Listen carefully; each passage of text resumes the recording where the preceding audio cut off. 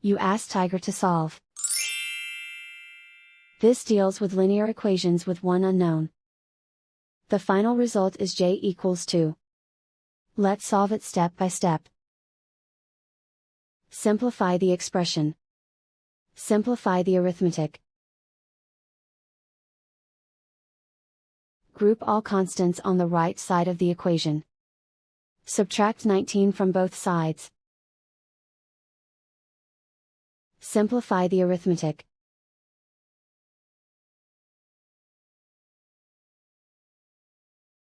Isolate the j.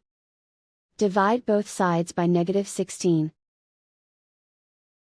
Cancel out the negatives.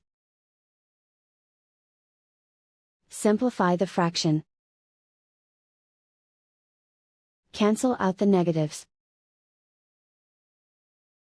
Find the greatest common factor of the numerator and denominator. Factor out and cancel the greatest common factor. And so the final result is j equals 2.